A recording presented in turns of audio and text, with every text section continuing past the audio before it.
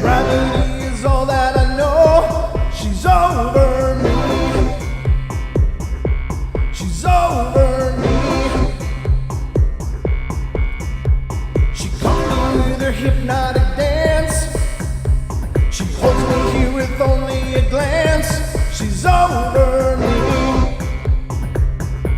She's over me.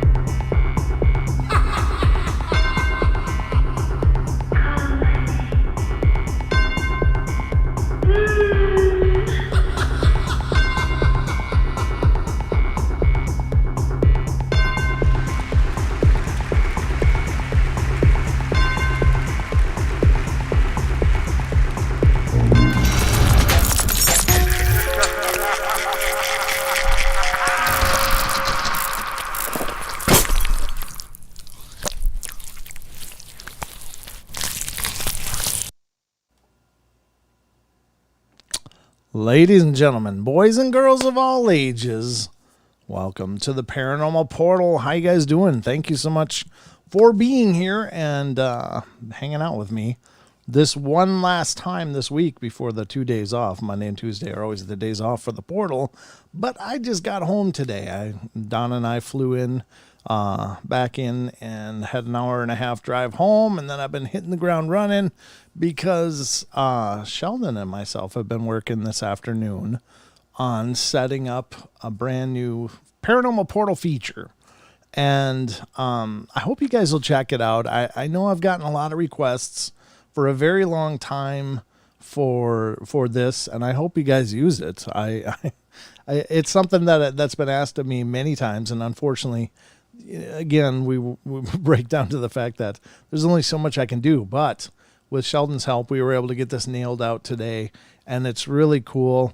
And I'm going to put a link in the chat about what I'm talking about. This is kind of why I wanted to do the stream tonight, because I'm exhausted. I've had like literally 3 hours of sleep with a little bit of light sleep before that, but it doesn't really count because I was not really sleeping. But anyway, this is why I wanted to join you guys tonight and get you all together to announce this.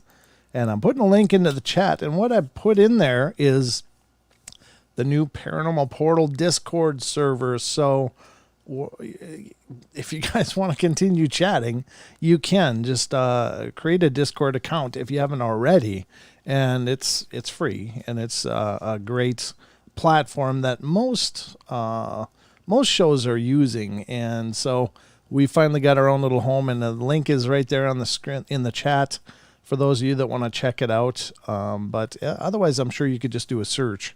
If you're already a Discord user, do a search for Paranormal Portal, and you should find it because it uses the normal logo, which will be letters much like this or up on the top of the screen, and you should be able to see that. But if you can't, that's a link that should help everybody if you're looking for that. And there's topic areas in there. It's just kind of fun to finally have it done. I'm excited to unveil it for you guys. And I see Renee just joined now. Thank you, Renee. I appreciate it. I got it open in my other screen here just to see if anybody's going to use it. We've had a few people joining through the day, and I already put the link up on social media. But it's just another opportunity. I know you guys have a community of your own in the chat. You guys have built this community, and it's awesome and wonderful. And I hope that this will just be another second home for you. When you're not here on the live shows chatting, you can be in the Discord chatting. And I don't know, we're going to probably be utilizing that in other ways as well, possibly with the upcoming Twitch streams that I've been planning and working on as well. But I haven't started streaming on Twitch, but that's another thing. And I know you can really utilize the Discord servers in conjunction with that. So I got a lot of learning to do. There's quite a learning curve on there, and Sheldon and I are both digging into that. So I hope you guys will use it. Again, the link is in the chat. If you have a Discord account, please, by all means, join, and I'll post it again later in the show for those people that might have come in later. Don and I just got back from the Squatch Fest over in Kelso, Washington, and I thought we'd come in and talk a little bit about that and, just kind of share and relate some of our experiences there. It was really a fun time. We had a ball, and it was great to meet so many people, so many new people, and to, of course, meet some of the really familiar faces in the Bigfoot and paranormal communities were there, and had a lot of great discussions with some pretty incredible people. There's Erebos is in there. Good deal. Thank you for coming in, guys. Renee put a flying saucer in there. Cool. I don't know. I got to tell you, the learning curve for me on this Discord thing is going to be kind of steep, and I'll be in there as much as I can throughout the days, even on the days off, because I want to see this thing grow. I would love for you guys to use it and make use of it, and hopefully that'll be wonderful. And hopefully you'll enjoy it. But the Kelso event was wonderful. We'll get into that in just a minute. I just wanted to pull us all together and make that first announcement. So I hope you guys are ready, because it's time for bed.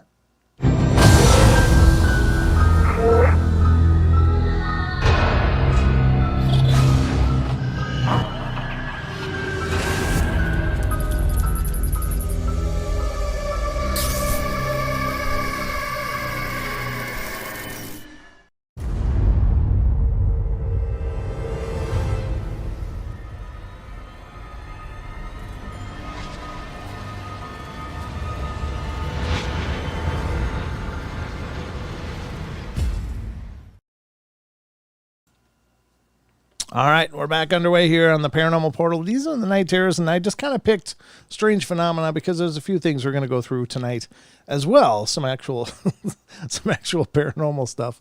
But first I wanted to talk about Squatch Fest, and again, Don and I went. We didn't have an official capacity for this show.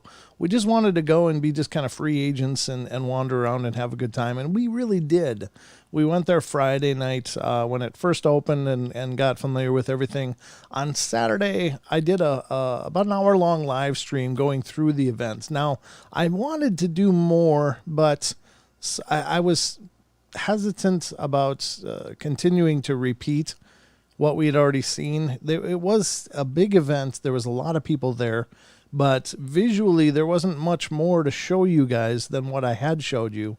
Other than, getting around and talking to people, which, we did on the stream that we did do. But my apologies, because I said, we'll be back streaming later. And as I was wandering around, it's like, well, what more can I really bring you guys that you haven't seen already? And quite honestly, some of the speakers didn't want any recording going on during the event as well, which put a damper on it. So I was like, well, I don't want to get kicked out or get in trouble. So that was kind of the one big stream of it. But I hope you guys enjoyed it.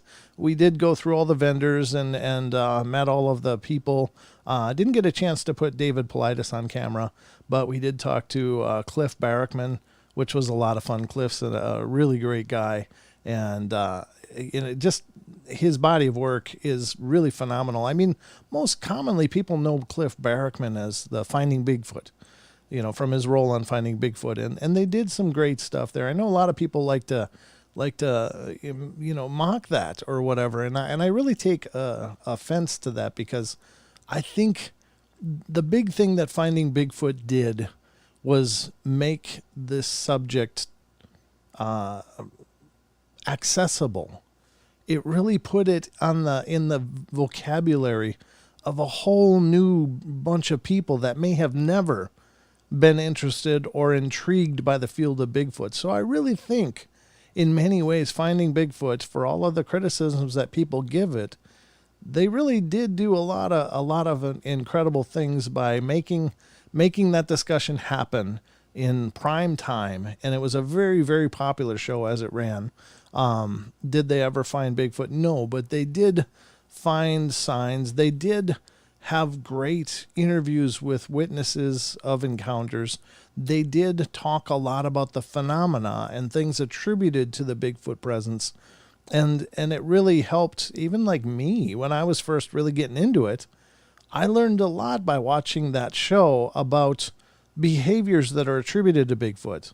And it really started my quest into learning a lot more about it. And so my hat's off to, all of the seasons that they were able to do. And so I know that people take pot shots at it all the time, but quite honestly, we probably wouldn't be having the Bigfoot discussions we're having today if it hadn't been for that body of work and them being so prevalent and such a popular show. So all in all seriousness, I know you're probably not going to find Bigfoot when you go out there with a crew of 18 people and stomping through the woods, but they had some pretty cool things happen throughout the journey of the many seasons of the show. They went abroad. They did a lot of cool things. So I just wanted to put that out there, that I really respect what they did, because I think it brought us to where we are today in talking about Bigfoot, in bringing a lot more people into the interest of Bigfoot. And, I just wanted to be kind of on record about that, because I think that's phenomenal. And Cliff was a really nice guy, and I met his wife as well, just briefly. I mean, I never, really sat down and had a heart-to-heart with Cliff, but we talked a little bit, and I really liked the guy. Of course, Ken Gerhard was there. We met him and talked to him. Wayne Stapleton was there, and we talked to him. We talked to Russ Accord and Bob again, and it was just a lot of fun.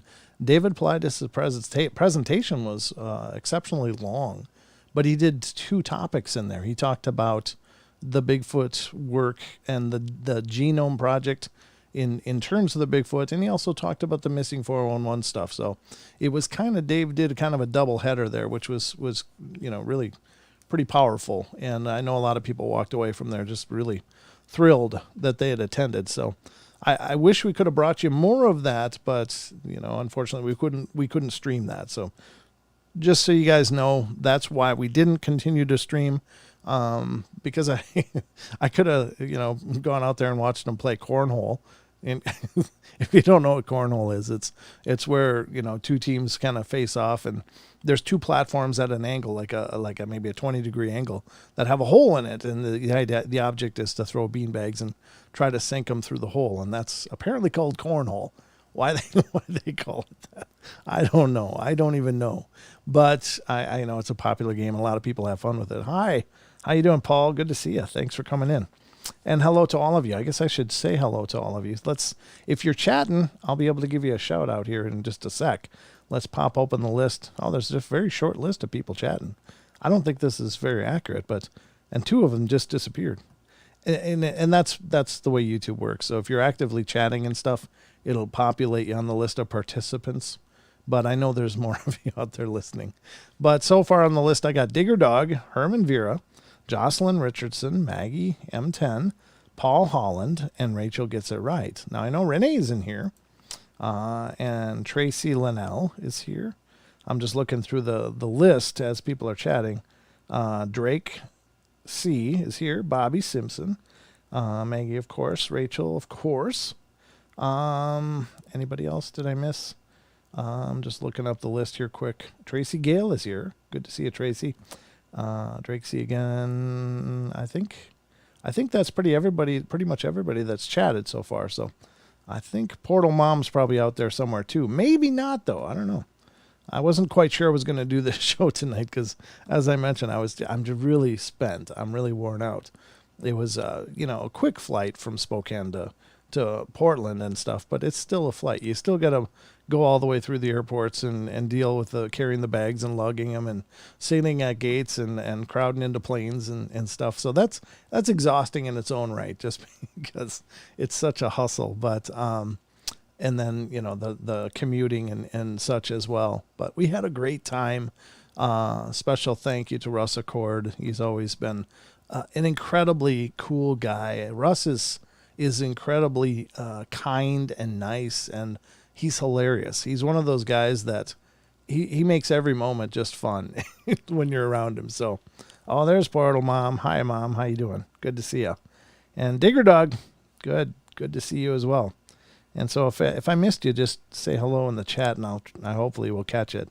But we had a good time. It was a lot of fun. We did make. I handed out a bunch of business cards, so hopefully I've introduced a whole bunch of new people to the show as well. And I got a bunch of future interviews hopefully gonna manifest out of that. I did talk to a lot of people about some pretty intense events that they've experienced, but I didn't record them at the event because it was just really a loud room. Now, it was hot the first day, especially on Friday. Friday, that building was cooking. It was like being on a low broil. I was just wringing wet, and when you're when you're already dealing with extra luggage like I am, when you're in a hot room like that that's humid and there's no air moving, man, it's like being in a sauna. But there was one guy that got up there. He's called, and look him up if you haven't heard of this before. Look him up. He goes by Slash Squatch. And he dresses up in a Bigfoot outfit, but he kind of has the Slash accoutrements like Slash from Guns N' Roses. And the guy gets up there and he jams. I mean, he's got this Bigfoot costume on, but man, he's shredding it. He's playing Van Halen. He's playing some intense guitar riffs, and he's pulling them off. It was really pretty impressive. The guy was good. He's just a 17-year-old kid too, so man, he was killing it though. But he was there, Slash Squatch, and I think I put that on the feed when we walked by. And very, very talented musician. Very cool. He did a hell of a job.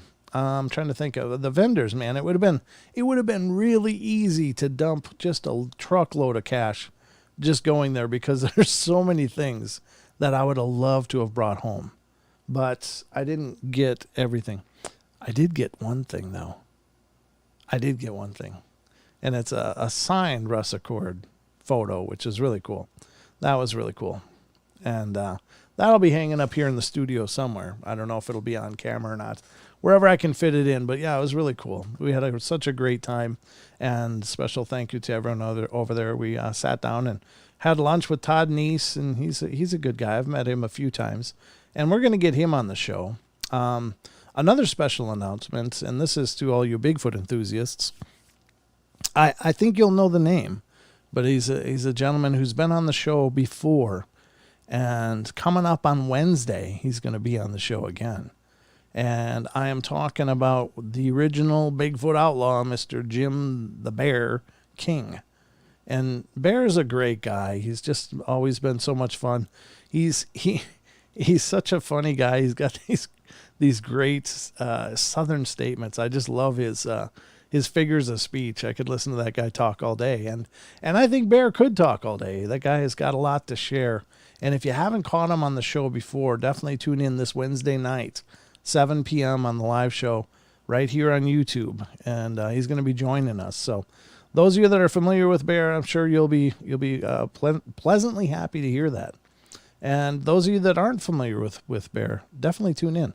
The guy's been doing this for a long, long time, and he's really got a lot of knowledge and things that he sorted out through the years researching this. And, of course, if you've listened to the Bigfoot Outlaws, you know who I'm talking about. So Bear knows how to tell a story. Yeah, you're absolutely right.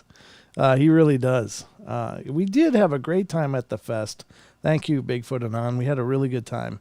And I just love getting out and meeting people. So yeah, that's the really cool part, is just getting out and meeting people. Now, I got to tell you, I heard, hey, you look familiar a bunch of times. So it's kind of nice that I've got something of a recognition going on, but I'm not on the A list yet. But it was kind of cool. People like, I think I know you. Where do I know you from? And it's like, oh yeah, I've heard of your show, or I've watched your show, or I think I'm subscribed. So that was a lot of fun. We had a good time. Exists. Awesome Bigfoot movie. Oh, I haven't seen that one. 420 Kyle says, exists. God, that one sounds familiar. I know I've heard of it. I'm going to have to check that out. Is that available on like Netflix or Prime? 420, let me know.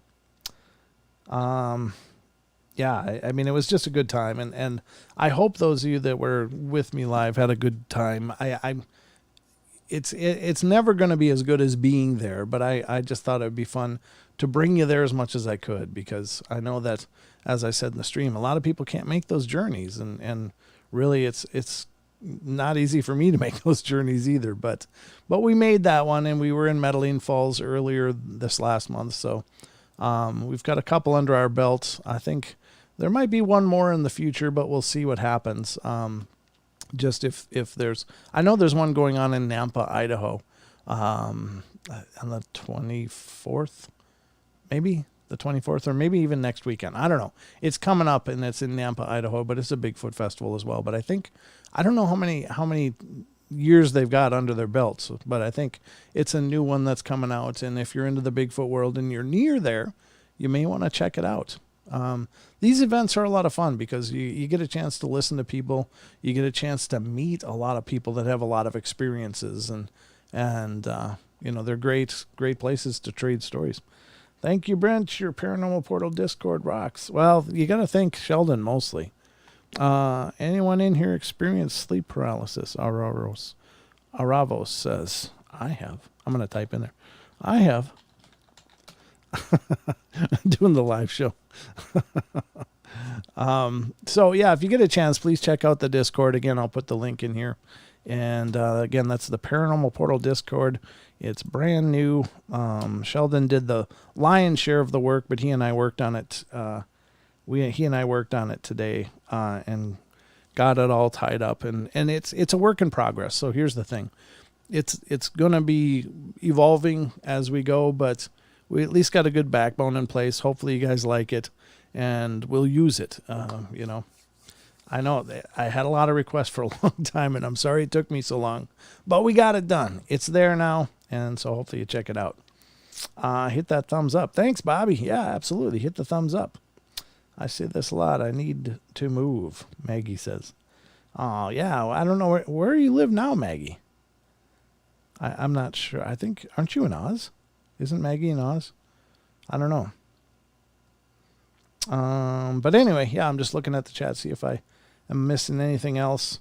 If you want me to see stuff in chat, please do at Paranormal Portal, because it gives me that orange box, and I really can see it then. But I kind of dig through the comments and see. I've experienced walking amnesia lasting a minute or waking amnesia, sorry. Waking, but no sleep paralysis. I was like, walking amnesia. Is that like walking pneumonia? I don't know. It was funny in my head. Waking amnesia. I don't know. Is that like where you wake up, Rachel, and you don't know who you are or what the hell's going on, or what is that exactly? I know I've heard that term. I'm just not sure. Oh, no festivals. Yes, Australia. Maggie's from Australia. There is none there? There's no Yowie festivals or anything? Wow, we got to get a hold of Dean or Sarah and Cade and have them whip one up. That would be great to get you guys a Yowie festival going. And hell, Don and I'd be happy to come down there eventually.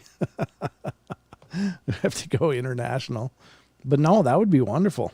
You guys should have them down there, because I as far as I can tell, the Yowie phenomena is just as prevalent as the Bigfoot phenomena, it seems. Now we got, you guys got just as much real estate there pretty much as we have in the United States. I don't know about, we have Canada as well, of course. And, we got a lot of forest to work with, but there's a lot of Yowie reports happening down there. So people are definitely seeing something.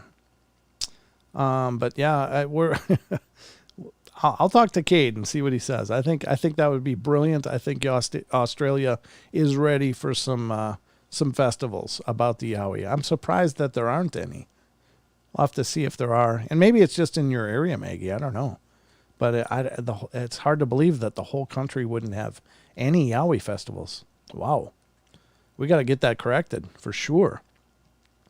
But all right, so that's a little bit about the festival. That's a little bit about our weekend. And I really wasn't sure if I was going to be able to do a show, because I'm really dead on my feet. But I just thought, no, since I didn't give you more live streams or another live stream on Saturday, I was like, no, I got to go home and do one so I can get together with you guys before the 2-day break. So I appreciate that.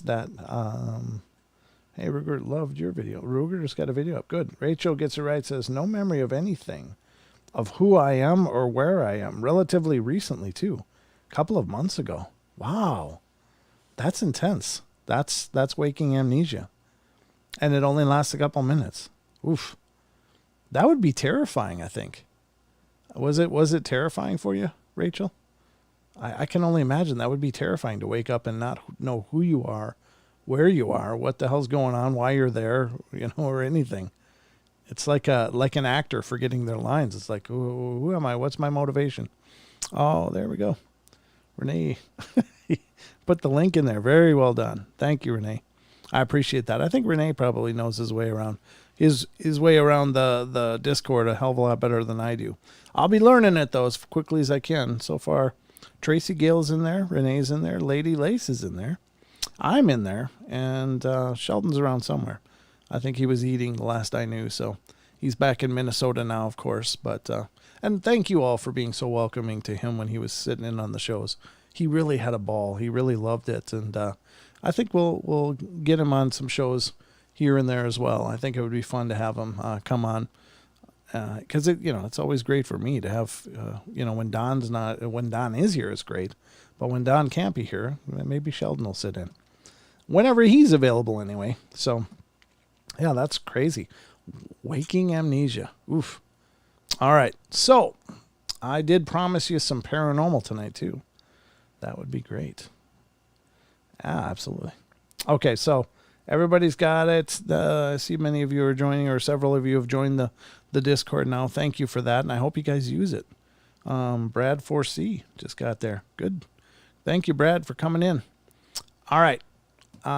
Yes, terrifying. I can imagine. Yeah, that's bizarre. Does everything? And I'm sorry, Rachel, because I'm kind of talking to you in me talking and you typing, but is it just everything just comes back just suddenly, or is it like like real amnesia where people just remember bits and pieces and it kind of plays out over a short period of time, or did everything just wash back and it's like, oh, I know who I am, I know what's going on?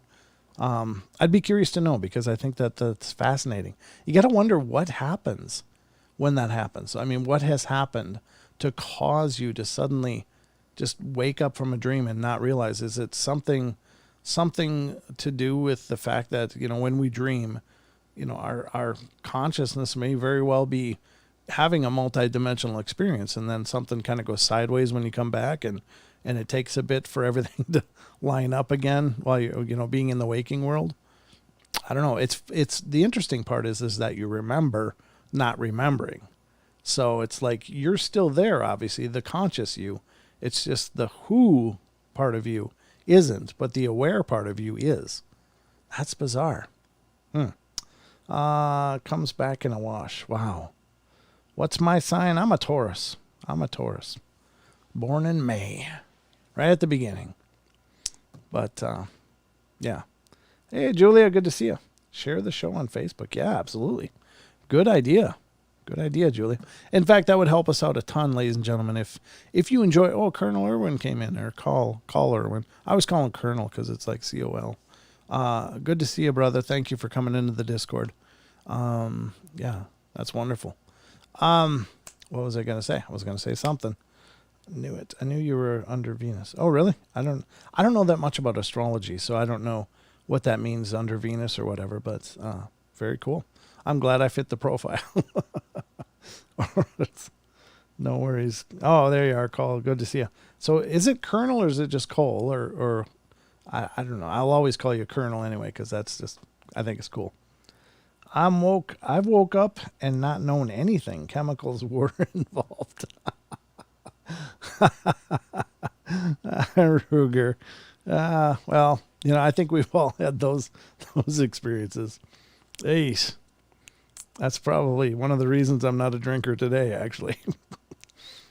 Aries, whatever that means, and it is worth. Yeah. Brad's Aries. Okay. The name, not the rank. Okay, Cole. Okay. Well, I hope you don't mind if I refer to you as the Colonel, because I think that's cool. Anyway, all right, I did promise you paranormal. Renee's at it. Renee's posting all kinds of stuff. All right, awesome. I'm glad you guys are going in there. Thank you guys for that. That makes it all worthwhile. It's such a nice surprise. I didn't think you'd be back till Wednesday. I didn't think I would either. And I'm kind of doing a real relaxed show tonight just because, really, I'm running on fumes here, but I just wanted to get together with you and hang out one day before the Monday, Tuesday break. Again, Wednesday night, the Bear will be joining us, Jim King. of the original Bigfoot Outlaw. He'll be with us on Wednesday night, 7 p.m. right here on the show. So if you're into the Bigfoot or the booger phenomena, you're going to want to tune into that. That'll be a great one. I'm really excited about that. So I'll be posting, promotions for that. And remember tonight, also, I'll be putting up the new podcast as well.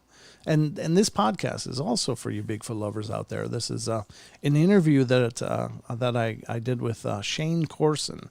Shane is with the Olympic Project, and we have a fascinating discussion about some of the stuff they've been working on, some of his experiences, and some of the things they've been working on. That group has been uncovering, and it's fascinating. So I hope you guys will check it out. It was a great interview. A lot of great information that was brand new to me. And I have seen Shane speak. He was at the Medellin Falls conference, and he spoke there. And just really amazing work that they're doing in the Olympic Project. So I hope you guys will check that out later. It'll probably be up, hopefully not real later, but at any rate, it'll be available at least by tomorrow, because I sometimes get those uploaded by about midnight, just depending on how things are going and what else I'm working on. So I'm always putting in a lot of hours on these shows, just so you know. But we'll be getting that up later. So that'll be the new podcast. And again, that's available on all the major platforms: Pandora, Spotify, iTunes, or iHeart, iTunes, Google Play, Stitcher, Castbox, and a bunch more. So if you have a podcast platform you prefer, just search for Paranormal Portal and you'll find it. But that's interview with Shane Corson will be coming up tonight. Last week, I did the Bauman incident, which is also a Bigfoot story that was recorded by Teddy Roosevelt when he met this Bauman guy who was a trapper. And they had a hair-raising event. He and a partner had a hair-raising Bigfoot encounter up in northwestern Montana. And it's if you haven't heard it, it's absolutely terrifying what these guys experienced. But that is available now out there. So if you haven't heard that, definitely check it out as well. So you're a good man, and we miss you and your buddy Beard. Yeah, I'm sure, Don was wiped out too. I think he probably got even less sleep than I got, but we had a great weekend, and it's good to be back, though. I mean, it's one of those things that I love, going out and seeing these things and meeting these people and being a part of these events, but it's always good to come home. The studio's home to me, so I couldn't miss it. But thank you. We do, Brent, and your hard work and dedication is appreciated. Thank you, Brad. I appreciate that. Very much so. All right. So how about we dive into some of the paranormal goodness I promise you. I didn't pull up a trail cam terrorist tonight. I do apologize, but I can only do so much. So I gave it all I had. I don't know why.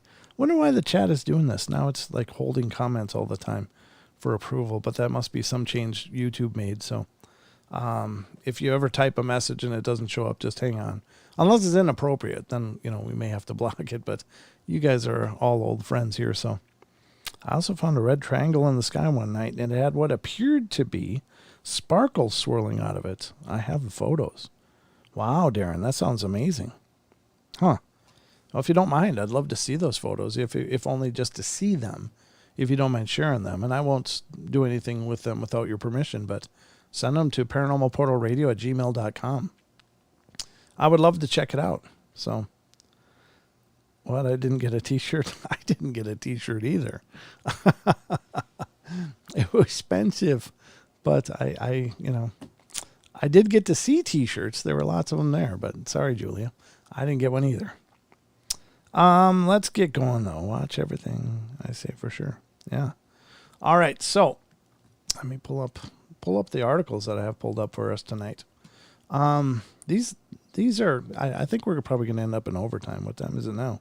Yeah, we're definitely going to end up in overtime because there's two articles I want to share with you. And the last one is a Brent Swanser story, and it's definitely an interesting one. I'll just say that. Okay. The first one that I want to read with you guys tonight is coming from ranker.com, and this is from their Graveyard Shift section, and it's a really cool section full of a lot of different stories and stuff. They just have so many, and Ranker's got a ton of things there. This story that we're going to get into is called, let me do this. Boom. Whoops. What the hell happened? That's weird. Look at that. I don't know what happened there. Hold on. I've got to make this right. What the hell happened there? That's weird. What happened? That's not where that should be. Let me fix this while we're on the show. I might as well troubleshoot live, ladies and gentlemen. Hope you don't mind. That's not what it should be capturing. I don't know which one it should be capturing. Yes, this is the one. Okay. Sorry about that. I wonder why it dumped that display. Must have been an update that happened there. I love when things get updated, because a lot of times I don't even know it got updated until it doesn't work. And it's like, oh no. And why these programs keep forgetting these settings, I will never know. Okay. This is the article we're going to read. That's awful big, isn't it? No, that's okay. You don't need a big picture of me. You need to see the article mostly. This article is... Oh, there we go. This article is People Describe Times the Supernatural Intervened When They Were Up to No Good. That's pretty cool. But this is by Anna Lindwasser. It was last updated in the 29th of December, 2020. And I think we'll just go, skip some of the fluffy stuff here. But obviously the title is pretty self-explanatory. But the first one that is covered here is a phantom voice told these kids to stay out of the library. And this was submitted by Redditor Adam Inc. Adam Inc. Probably that, yeah. Okay, obviously I'm not going to be reading all the spicy words, but I'll do my best to make it family friendly here.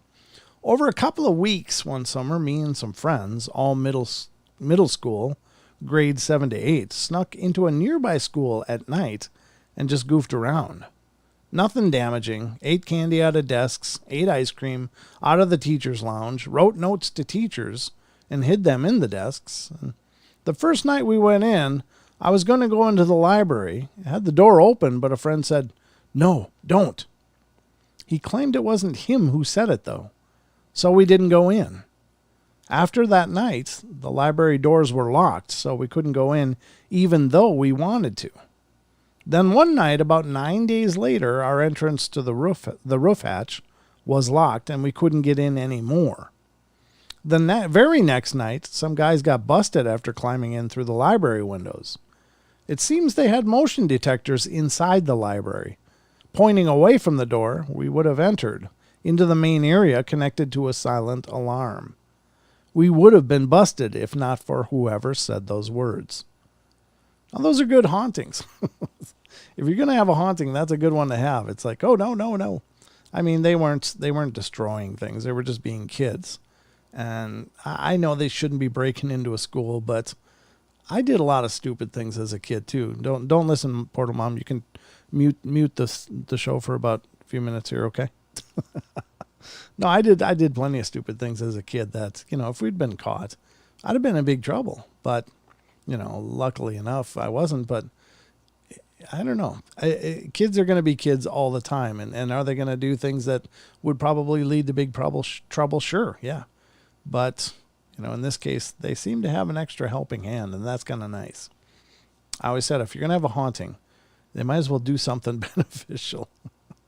So maybe it locked the doors after that, too. You never know. The next one is a mysterious voice saved them from falling off a roof. This is by Redditor Mary Dankmess. Dankmess, okay. My friends and I used to climb the rooftops of buildings a lot in our early to mid-teens. One of our favorite spots was the library by my house. There's a big library theme tonight. It has a ladder on the backside with a gate blocking off the rungs, but you could grab the top of the gate and pull yourself up if you jumped high enough. Well, we're all pretty tall, so this isn't too much of a challenge for any of us. We get to the top, and we're about to light our smoke when we heard someone say, "You boys better get down right now." Well, we all jumped and turned around, but couldn't see anyone. I hesitantly looked around the AC units and electrical boxes, but couldn't see anyone. I walked to the edge of the roof and looked down to the sidewalk below, but couldn't see anyone either. My friends and I scanned that entire rooftop, but couldn't find a single person. It was a rooftop, so it's not like they could have many places to hide in the first place. Well, it startled us enough that we decided to leave and just go somewhere else. I still have no idea who or what told us to get off that roof. Again, probably saved him from some kind of trouble. You got to wonder if that could be like guardian angels? Like maybe something really horrible was going to happen. And just by hearing that, it changed their trajectory. Or other spirit guide or something like that. Maybe. I don't know how that works for sure, but that's really awesome. God didn't want them in church. This is from Redditor Sar Family. Or Czar Family. I guess that's pronounced Czar. I think. I don't know. Tsar or Czar. I'm not sure. Me and my crime partner did a lot of stuff. Burglaries, robberies, thefts, etc. for like 5 years. We're both Orthodox Christians, so once in a while, we would go to church. Anyway, we're walking up the stairs, and I see people entering the church. The second we try to open the door, it's locked. Tourists around us were taking pictures, and we were the only ones that trying to get in. Well, we walk away 20 meters and see people walking in there. Guess God didn't want us in that day. This is something I'll never forget. I guess somebody didn't approve of your activities. That's a pretty solid sign, right? Sometimes they give us signs, and maybe that's a pretty solid one. Like, no, you don't deserve to come in here. You got some changing to do. All right, the next one is a stranger knew this person was a thief. This is from Redditor used to steal things. So all of these are, obviously people are up to some pretty nasty things, but, at least they're paranormal. So I used to work as a security guard at a large office building, and I often stole things like computers, desks, chairs, etc. from the offices. Oh my God. This is the security guy? Wow. I was very careful and never took anything during my shift. There were only cameras in the lobby and on the outside of the building, not in any tenant spaces. And one day I found a wallet in a desk and it had a few $100s. Well, I took the money and left the wallet. I wasn't on that night, and so no one saw me enter or leave the building, and I wasn't on any camera. A few weeks later, a lady I'd never seen before came up to the security desk and told me that she saw me take the money and even knew the exact amount. She said that she just wanted me to know what she knew. And then she left, and I never saw her again. There's just no possible way she could have seen me. Ooh, was that a manifestation? Yikes. It says I used to steal things. Well, I'm glad you got over that. It's like a rash. I used to have a rash, but I got better. A ghost warned this burglar to get out of his house. This is from Redditor Ludovico Specs. I don't know. I'm probably brutalizing that. There must be some better way to pronounce it, but that's what I got for you. This one night, I was boosting some silverware from this old lady's house.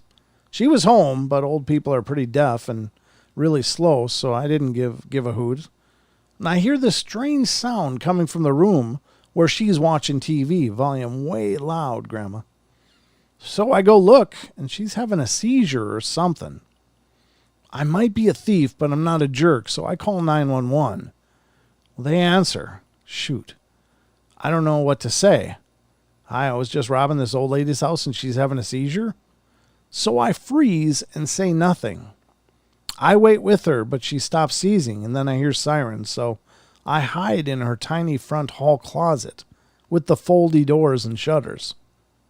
Before the EMTs arrive, she stops seizing, so by the time they get to her door, she seems fine except confused why they're at her house. Well, they make a nice apology and leave. As soon as they're gone, she starts seizing again. So I call 911 again just in case. Really don't want a dead lady on my conscience. Same thing. Sirens. She stops seizing. Answers the door. But like a comedy at this point, with me hiding in the closet, the bad guy with the heart of gold, but I'm not about to pop out and say, she was just having a seizure. So they leave. Just as they drive away, with her waving an old lady goodbye, she falls down and starts seizing again. Now it's just sad/funny. Gotta call 911 again for Grandma, but this time I'm thinking about leaving a note or something because I really want to get the hell out of there. I call, wait for the sirens. Then she stops breathing. I'm thinking, if I don't get the heck out of here, it's a murder charge. I hide as the EMTs come through the door, put an oxygen mask on her, and take her away. By this point, my adrenaline is through the roof. And screw it all, I feel like I've earned the right to take as much stuff as I can walk out the door with. And since the house is now empty, I can take my time going through her stuff. Silverware, jewelry, cash, in a shoebox, you name it. If I can find it, it's mine. A fee for being a good Samaritan. Screw it if the EMT doesn't come back. Who knows why? I hide again. He walks into the living room, turns the TV off, and grabs a bag off her chair. This is the part that screws me up. As he turns to go, an old man just appears out of nowhere, pats him on the back, and whispers something to him. But the EMT doesn't react at all. Doesn't turn around, doesn't pause. Just heads back out the door like the old man isn't even there. Then the old guy glides to the front window and stands there waving goodbye. Then he disappears. I'm standing in the closet, frozen, wondering what just happened. To this day, whenever someone says scared straight, I try not to remember the sound of that old man's voice. But I always do. Wow. That's really powerful. That's really amazing. Get out of my house. Well, I guess he was there keeping an eye on things. And maybe somehow that served two things. First of all, it intervened to the point that her life was saved. She probably wasn't going to make it back after that last one. But it also turned this guy's life around. Sounds like that's the moment he changed his ways. So I guess that's a pretty powerful event, right? The next one is a strange feeling stopped this kid from stealing a car and getting arrested. This is from Redditor Shadow of Zero. When I was 14, I'm 33 now, I used to boost cars for this car theft ring in California. I did it for several months and never got caught. It was more of a thrill and lack of direction from living in a bad area and lack of supervision and authority in my life. I'd never been arrested or got caught, and I was always a good kid, but I rebelled after my parents split up. Anyway, there's one car that I needed to pick up and get delivered that day. The boss man was extremely insistent that the order needed to be filled within a few hours. It was another job like any other, but when I was about a mile away from my order, I got a very uneasy and disturbing feeling. Nothing was out of the ordinary or different from dozens of other jobs I'd done, but I couldn't shake the feeling. As I got closer to my destination, it was as if it just got noisier and more distracting in my head. Finally, that unsettling feeling overcame me, and I bailed out. I saw the car and acted like I wasn't paying attention. I didn't do the job, and I kept going and knew I was in deep trouble with the boss guy. I decided to lay low because not filling an order was seriously bad news. That guy was not someone you disappoint, or you would feel it. He was wrathful and on drugs, so I knew I had to hide for a while. 2 days of him blowing up my pager, yeah, that's how long ago it was. Laugh out loud. Then the calls and pages suddenly stopped. Come to find out, word on the street was that the cops pulled a big sting operation, and that car I was supposed to steal was being monitored. My old boss sent out some other kid to get the car, and they followed the kid back to the scrapyard and did a big bust. That guy got arrested. That kid got arrested. The whole boatload of people got pinched. But no one ever came for me. To this day, I know God was looking out for me. At that moment, at that time, and I listened. Since that incident, I've never pulled anything again. I straightened up, got back into school, and graduated with honors. It was all because of that weird supernatural moment. That's powerful. Whoa, audio voice problems? What's going on? Huh. Are you guys hearing me okay? Bad buffering. Well, I got green lights here. Let me look. Let me take a peek, see what's going on. Yeah, everything looks okay. Are you guys hearing me? Buffering for several. Huh. I don't know why. Let me look. Is there something I need to close maybe? No, I don't have anything open to close. Did I say something? Yeah, I'm saying stuff all the time, Miss Nessie. No, I don't know. Sorry, I don't know what's going on. Is it okay now? Okay, good. All right, I guess we're back. So, sorry, that was a good story too. I hope you didn't miss it. That was very powerful.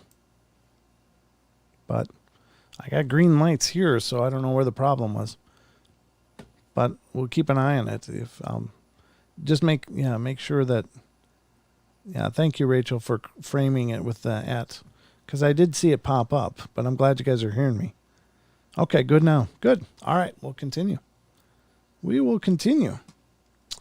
But anyway, that's a really cool story. And again, this is where the paranormal supernatural, I think, really plays a formative role in, these moments where these people are confronted with something otherworldly, and it shakes them up, shakes them up enough that they actually recreate themselves. Wow. I'm really tired. Sorry. It's hard to shape words.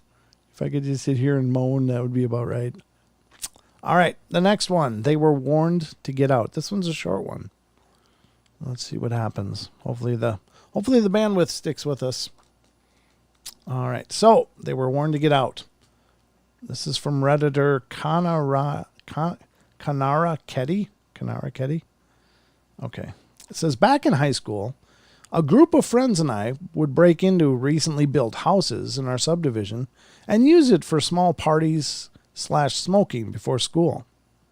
Anyway, one morning I was inside smoking a bowl before my bus arrived and heard someone that sounded like an older lady in one of the front rooms say, "You better get out of here." I was alone in the house, and it was maybe 7:30 a.m. Being the little rebel I was, and legitimately confused as to who would be in the house so early, I went and checked the rooms. Of course, there wasn't anyone inside, and I never went back to that particular house. I've lived in the same subdivision for years, and multiple families have moved in just to move out months or even weeks later. Yikes. Okay, good. I'm glad it's working, Rachel. Wonderful. He did. He said smoking a bowl. Yep. I figured that's vague enough. Only people in the know will understand that one. Maybe not. Maybe I'm fooling myself, but it's possible. Their spiritual ex kept them from getting arrested.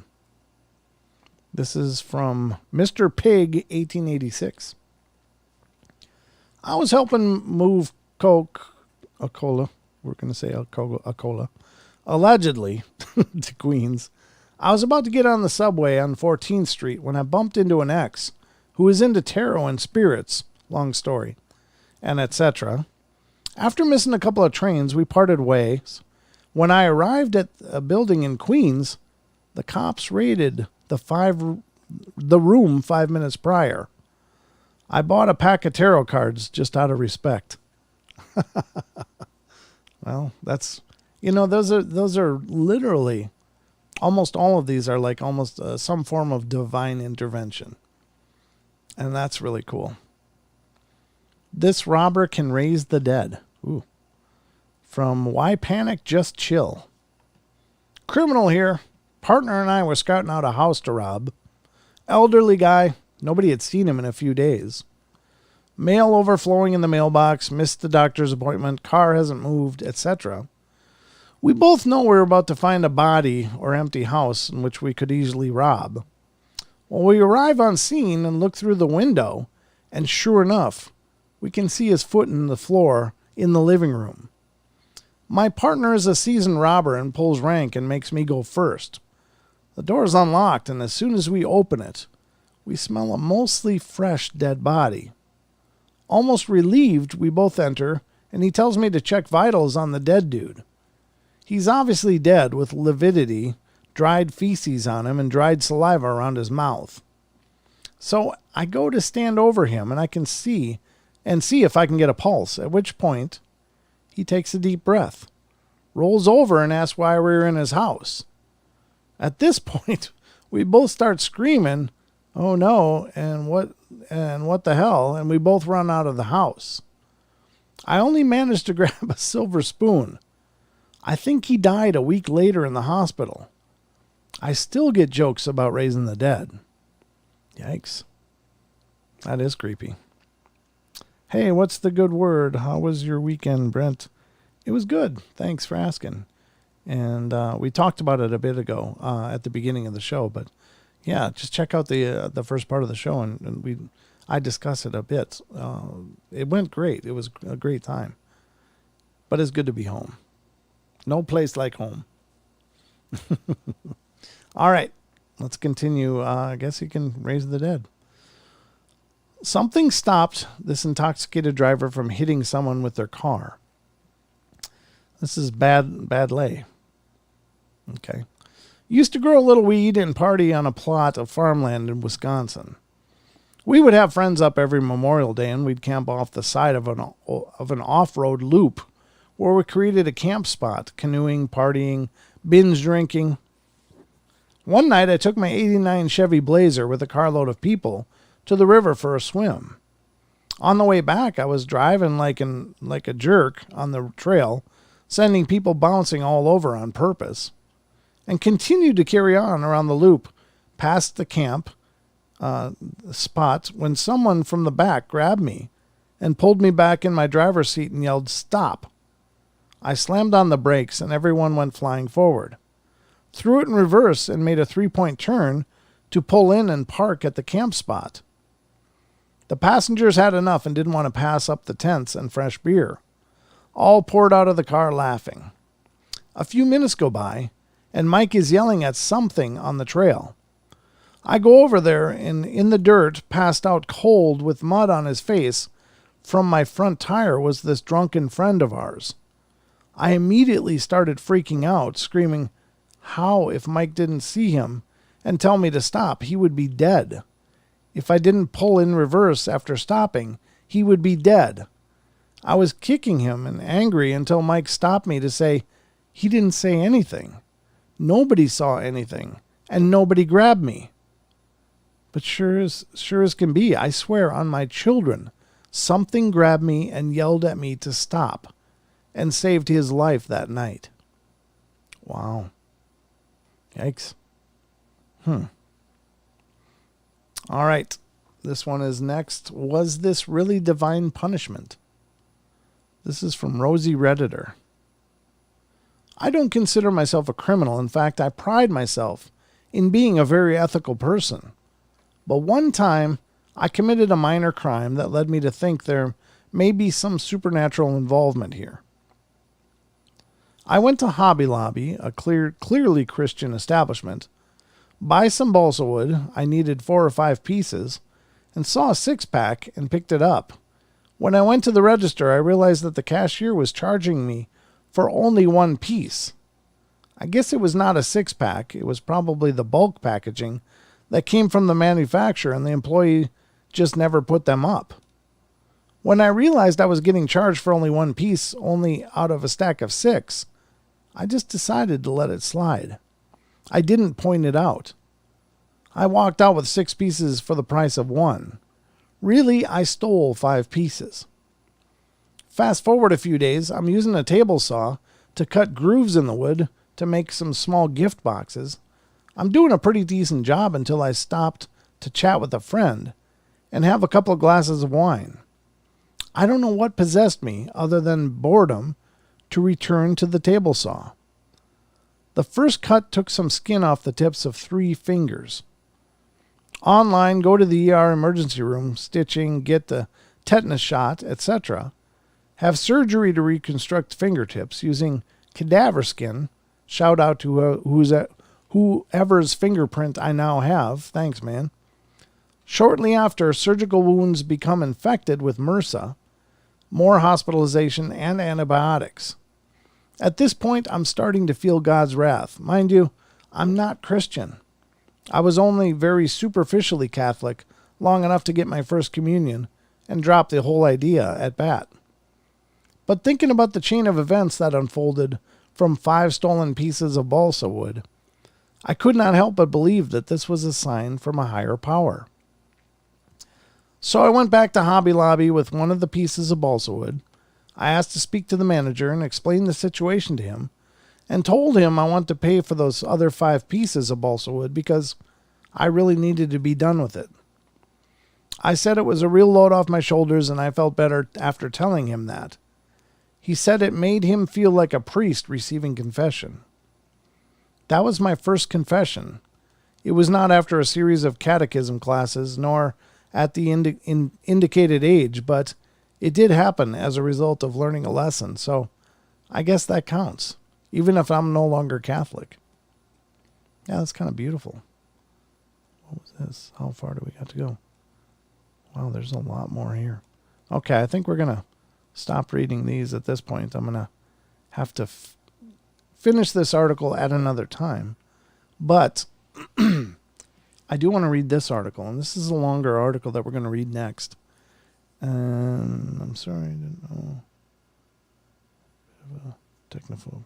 Oh, what happened? I did leave to send a message text to his phone, came back to YouTube, still have the same audio problem. I don't know why. I mean, there's nothing on my end. It could be a YouTube issue, could be the internet's. I don't know. I see that. I see your message now, Mom. I don't know why. Everything on my end looks fine, but I hope it's sorting out for you guys.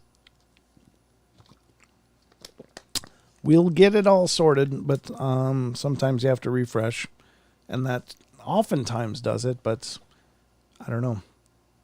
Can only tell you that everything on my end looks good. My connection looks good. My indicator lights on my streaming platform look good, so I hope it's not bad for you guys.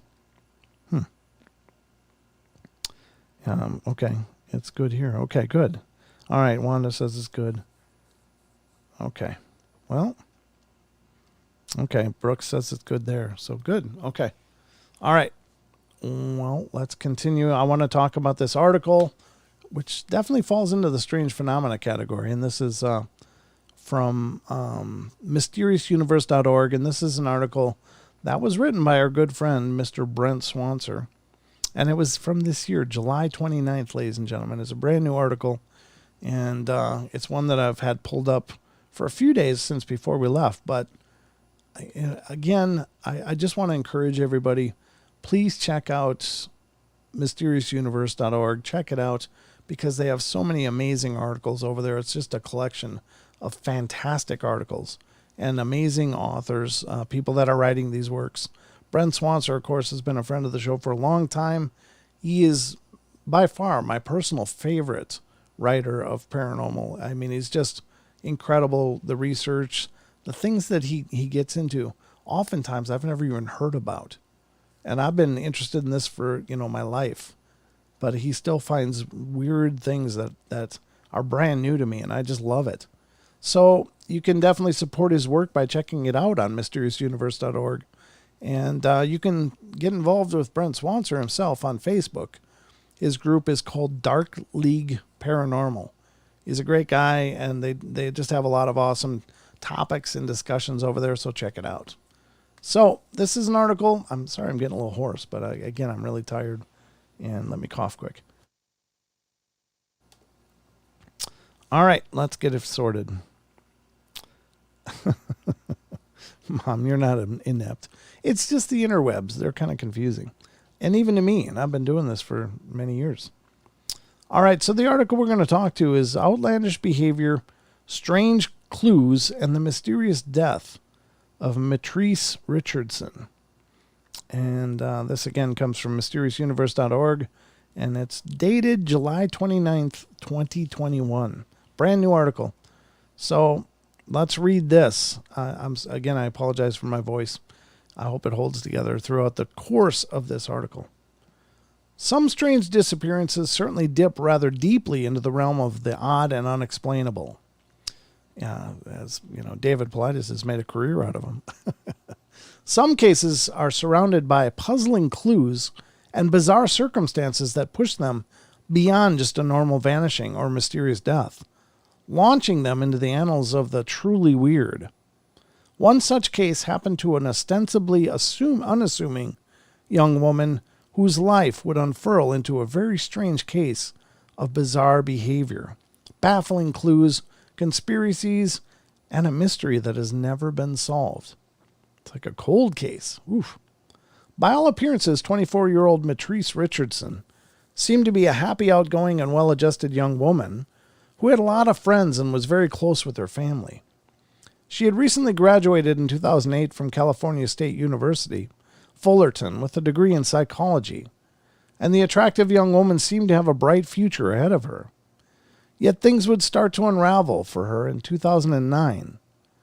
In the fall of that year, she had a series of personal problems, including breaking up with her girlfriend, and her communications with friends and family became increasingly more erratic and not a little bizarre.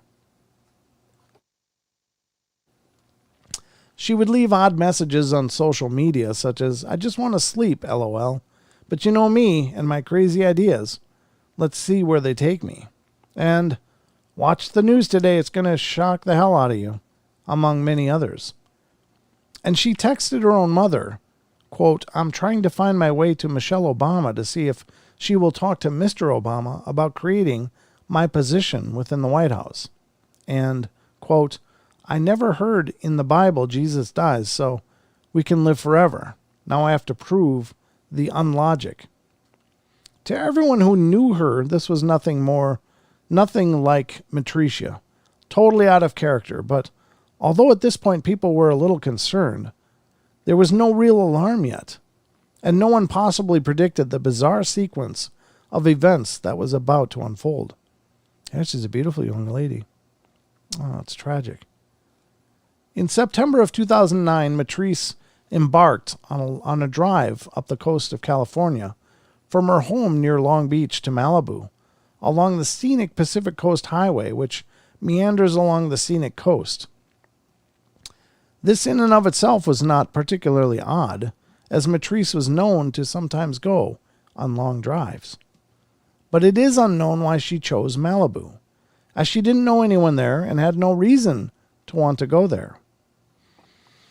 Upon her arrival in Malibu, she would begin to derail, showing incredibly bizarre behavior. It started when she went to a fancy upscale restaurant called Jeffrey's, where the valet took her vehicle to park it, but when he came back, Matrice was in his own vehicle, fumbling through the glove compartment. When she was confronted about this, she mumbled nonsensically about a woman named Vanessa with tattooed arms and asked the valet if he knew her. When asked why she had gotten in the car to begin with, she merely stated, "It's subliminal," and rambled something about avenging the death of Michael Jackson before heading out into the restaurant to continue her weirdness. Once in the restaurant, she sat alone at a table and ordered her meal, but before it had even arrived, she got up to make her way to a large group of people sitting nearby. She then butted into their conversation with oddball talk about astrological signs and aliens, before telling them that she was headed to Hawaii and would tell them all about it when she got back. At this point, she was merely told to go back to her own seat, which she did. She then enjoyed her expensive meal and got up to leave, waltzing right out without asking for the check. The manager confronted her and asked her how she was going to pay, to which she allegedly responded, "I'm busted. What are we going to do?" She then appeared to go into some sort of daze or trance and began babbling about aliens being from Mars before offering to pay for her meal with physical kindness and then producing a joint from her pocket. It was all very odd considering that Matrice was a well-educated honors psychology student at Cal State Fullerton and had never been known to do drugs or engage in such bizarre behavior. Although she did have a case for bipolar disorder, at this point, things had gotten strange enough that the Los Angeles County Sheriff's Department was called. And considering her bonkers behavior that night, it was thought that Matrice must surely be drunk or on drugs of some kind. Well, she did pull out a joint. So I mean, that's probably a pretty safe assurance, right? While the deputies were on their way, Matrice would continue to act strangely, saying that God had instructed her to take the afternoon off and that she had no parents, just her great-grandmother, Mildred, which was untrue. When brought in, it was not only found that Matrice really didn't have much money on her, but that she was not under the influence of any sort of substance of any kind. Ooh, that's strange. She was completely sober and had only a very small amount of marijuana on her, which she had not smoked. At the station, she also reportedly completely lucid and acted totally normally, exhibiting no signs of the outlandish behavior that had landed her there to begin with.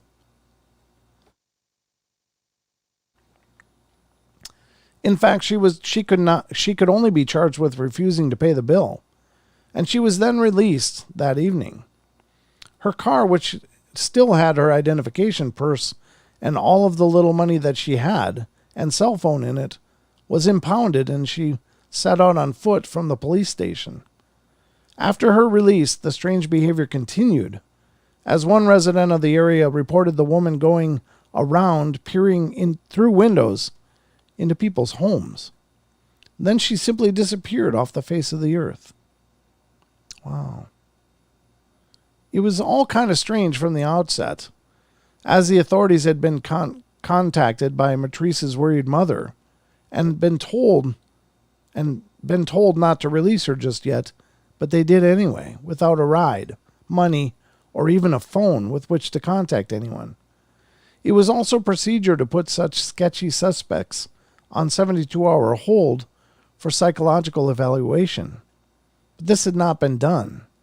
Why hadn't the authorities kept her for longer, rather than releasing an obviously troubled woman back out into the night on her own? Despite procedures put in place, and the fact that the young woman's mother had specifically requested that the police keep her overnight when contacted, no one knows.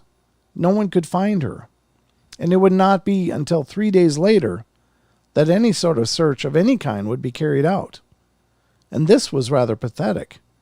Using only 4 deputies who only did a cursory search of the area where she had last been seen. It would not be until the news started picking up the story of this missing black woman that the lack of any effort to find her, that things would pick up. It would lead to one of the largest scale searches in the history of Los Angeles County Sheriff's Department. Hundreds of personnel and volunteers would scour Malibu Canyon, utilizing aircraft, tracker dogs, and cutting-edge technology, but no trace of her was found. It would not be until nearly a year later, on August 9th, 2010, when her skeletal and partially mummified body would turn up in a secluded, rugged wilderness area called Dark Canyon by sheriff's deputies investigating an illegal pot farm tucked up with the rugged and remote Santa Monica Mountains, around just 2 miles from where she had last been seen. Considering that there were no signs of blunt trauma or stab wounds, authorities concluded that there was no sign of foul play, and that she had probably just fallen to her death or been injured and died of exposure.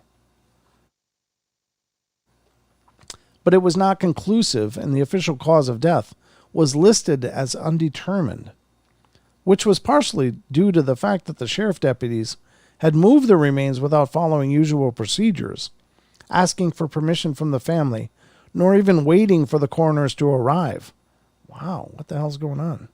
They also failed to photo document the scene or in situ positions. I don't know what that means. Oh, situ positions? I don't know. Or didn't collect any soil samples. There was also the fact that several residents in the area had heard a woman screaming several nights after Matrice had gone missing, but police did not look into it, and homicide wasn't pursued. They just brushed it off. Wow. It was also odd since no one could figure out why she would have wound up there in the mountains in the first place, or where she had been in the years since she was last seen. And there was also the mysterious fact that her clothes and shoes were found to have been removed and placed around 100 feet from the body, but there was no sign of any assault, and the clothes seemed to have been taken off normally. According to authorities, the removal of clothes was attributed to scavengers, even though there were no signs of bite or scratch marks on the body. The belt had been unfastened before removing. The shoes were neatly untied, and indeed, the clothes were also undamaged.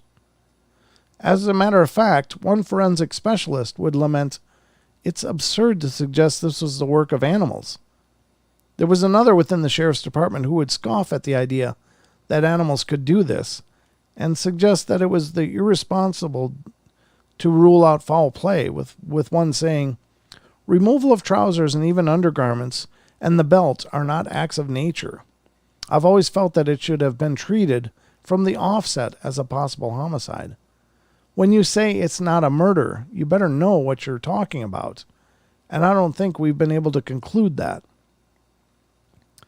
Another strange detail was that the clothes were in remarkably good condition, clean, with no rust on the zipper, generally not looking like they had been sitting out a year in the woods, in which an investigator commented upon as looking like they could have been worn after a washing. Also rather odd was that Matrice's right leg was found up the hill from her body, and the femur of the leg was cleanly removed from the soft tissue and no signs of damage from animals. Why should this be? Also, why had the body become mummified, even though the clothes seemed to not show signs of wear consistent with having been in the elements for 11 months?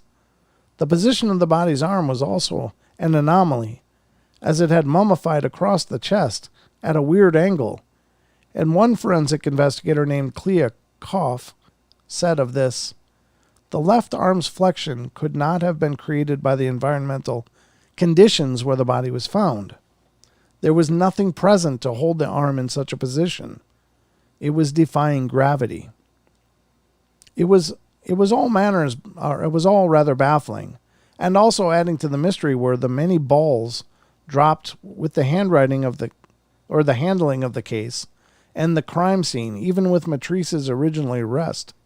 Ugh. Sorry, my reading is so bad. The mishandling of the body, the eyebrow-raising official prognosis, and Matrice's early release from detention were indeed suspicious enough to the family of the victim to suspect that law enforcement officials might have had a hand in the whole odd disappearance, and they pushed for the FBI to look into the department while filing several wrongful death lawsuits against Los Angeles County Sheriff's Department. The FBI would eventually refuse, as the case was not within their jurisdiction. Indeed, there has never been an internal investigation or probe into the department. There has been very little action at all taken since the discovery of the body on the part of authorities, and it is still treated as an unexplained death rather than a homicide, despite the family's strong objections, leading to accusations that this stems from the fact that Matrice was an African American. As far as mishandling of any potential evidence goes, no one involved with the handling of the case has ever been prosecuted. A family friend named Rhonda Hampton thinks that there is some form of cover-up going on, saying, "I think some people were negligent. I think some people are willfully involved in a cover-up, protecting their own." Although the authorities continue to disregard this as a case of foul play, many do not agree. Although, who could have been responsible is anyone's guess. Some have speculated that it was illegal marijuana growers, while others think it was an opportunistic predator or even a human trafficking ring. There's also the possibility, considering Matrice's bizarre behavior before her vanishing and death, that she had suffered some sort of psychotic break, and that someone may have taken advantage of that. Her mother, Latrice, has said of her thoughts on the matter, Matrice is not a hiker. My daughter's a city girl. She did not wander into that canyon. I believe she was suffering from mental illness, and somebody took advantage of that. I believe she was possibly taken advantage of and killed and eventually dumped. Matrice's inexplicable behavior leading up to her vanishing, her 11th month absence, her early release from detention on the night she was brought in, her death, the state of her body when found, and her presence in the Santa Monica Mountains are all impenetrable mysteries that have never been solved. Just what is going on here, and do authorities have any role to play in any of this? The case of Matrice Richardson has become an enduring and puzzling case that was covered in a documentary by Chip Croft called Lost Compassion. Someone knows. What happened to this woman? And what is the meaning of her odd behavior? The state of her body, her vanishing, the police ineptitude, and the general feel of something off about it. No one really knows. And it is one of the weirder, mysterious deaths out there. I don't think it falls into a David Paulides kind of case there. I think it's just an ugly thing. Very, very unfortunate. That's so sad. Being so young and having such a cruel ending. That's just not fair. Wow. That really breaks my heart. Wow. Poor kid. Anyway, what's this? If it's cryptids removing clothes, Bigfoot, I can't see, hold on, might have, oh man, my eyes are all watery, sorry. Hold on, I'll read that. If it's cryptids removing clothes, Bigfoot might not have the, oh, now my eyes are burning. Might not have the delicacy with big hands. A ghoul rake could remove clothes if it has the patience for clothes and care to fold them. Yeah, I think it's probably a human being. I don't know, it's very strange. She obviously disappeared for a long time, and the state of her body would seem to indicate that she was somewhere else. That's pretty terrible. Wow. I'm so sorry to hear that, though. That's pretty horrible. But while I've still got a little voice left, I just want to say, I hope you guys have enjoyed this show again. Let me post the Discord link. Oh, yeah, I can't see. And hopefully you guys will check it out. Make use of it. And spread the word to other Portal listeners. What? Okay, copy. There it is. Okay, so I'm going to put it over here. Paste it. And there you go. That's the link to our Discord server for the Paranormal Portal, ladies and gentlemen. I hope you guys check it out. I hope you guys enjoy it. It is now available. So if you use Discord, or if you don't, get a Discord account and join us there.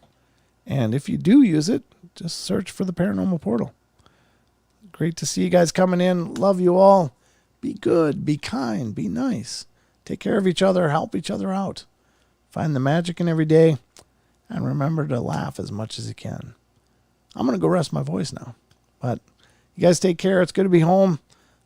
Stay tuned. The Portal podcast will be uploaded in the near future here. Check it out. Again, it's Shane Corson of the Olympic Project. It was a great interview. I know you guys are going to love it. So anyway, that's what I got for you. Sorry, my voice is just dead. It's been a long weekend. So love you guys. Have a great night. And I'll talk to you on Wednesday with Don. So until then, you guys take care. We'll see ya.